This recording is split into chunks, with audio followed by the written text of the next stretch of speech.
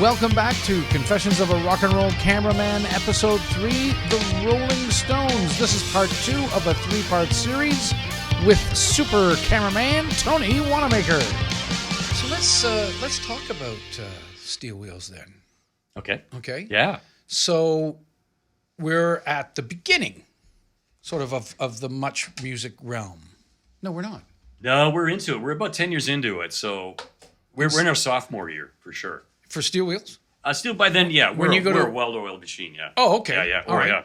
So you're heading off to Wembley. That's correct, yeah. Okay. Yeah. So you're in Wembley. Yeah. And the year is 1990. 1990. Yeah. Okay. Yeah. All right. You're there. We're in the future. And I'm just thinking because, well, there's so much, right? There's so much material about the Stones and their life story, their concerts, their presence. I'm just thinking Wembley. It's massive. Huge. And they're filming in one of my favorite formats, IMAX. Big. Like huge, right? Yeah. You can't. I don't know if you can see these tables, but the film cartridges were bigger than these. Yeah. And to that point, when Pat mentioned IMAX is 70 millimeter, right? So it's super wide screen. And I get very technical in the book, Pat, and I talk about, because I'm a film major, about things like, here's a smarty pants term, a polysyllabic term, if you will, verisimilitude. So read the book and you'll understand what that means. But I cite people like Hitchcock and Jean Renoir, easy for me to say, because they were working in notions of realism. And the guy directing that was from the National Film Board, a guy named Roman Kreuter. And I hope I say the Kreuter's last name correctly, and forgive me if I didn't.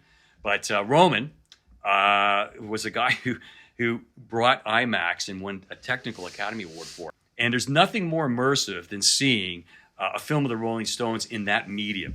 Oh, I remember seeing it at Ontario Place. Oh, thank you. Oh, perfect place to see it, Pat. 6 stories. Yeah. And the sound system.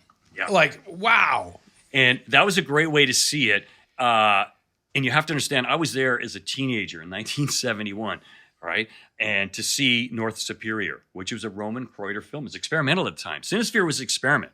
Geodesic dome, man, right. Alexander Graham Bell, all the stuff, science, right?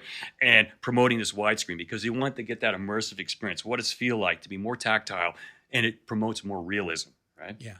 Very exciting. So for Roman to shoot that, Pat, he had to do it in 2 stages.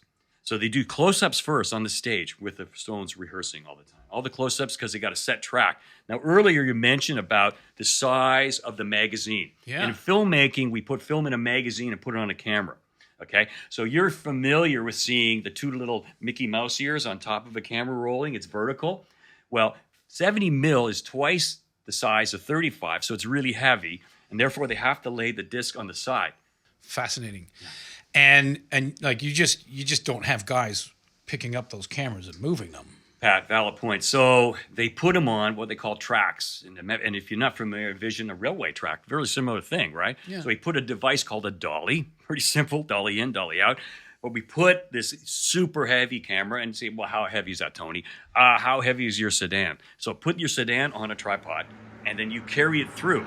So it allows, they can move the cameras around. So, of course, when you're shooting in 2 parts, you shoot the first bit on stage, and then finally we clear a lot of that stuff, a lot of that film minutia, if you will, and we hide into the shadows. They're still there.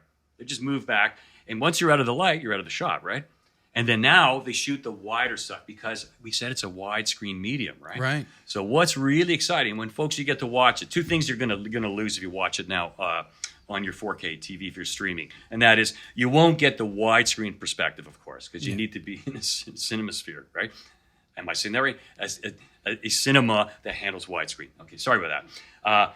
And you also will notice that it seems a little disjointed because you're not going to feel that kind of relative connection. So, but you're going to love the music. It's going to be a great show. But you will notice the point I'm getting at, and I'm sorry I digress, but it was really wide cutaways, lots of people. You get a sense of being in a concert. Yeah. So the size, the scope of everything, you've got IMAX on dollies, on tracks. You're now hidden in the darkness. You're going to go for your wide shots.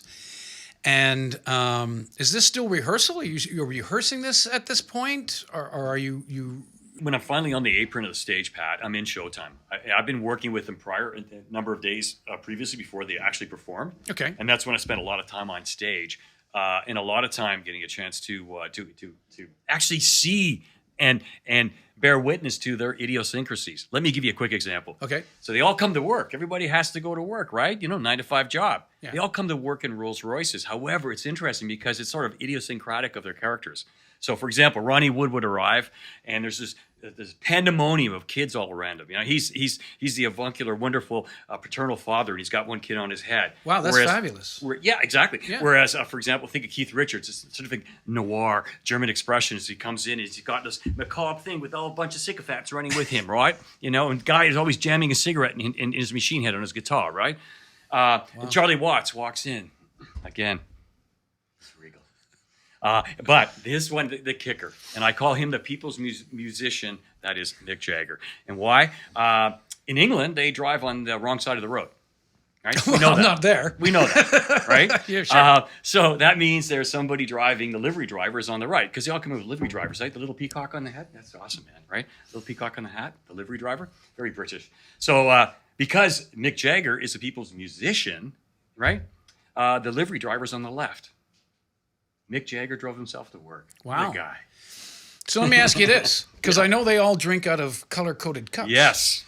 Did they drive in different colored Rolls Royces? No, they all had the silver shadow, each one of them. Right? No way. Yeah. And speaking of colored cups, this is one of the show cups, Pat.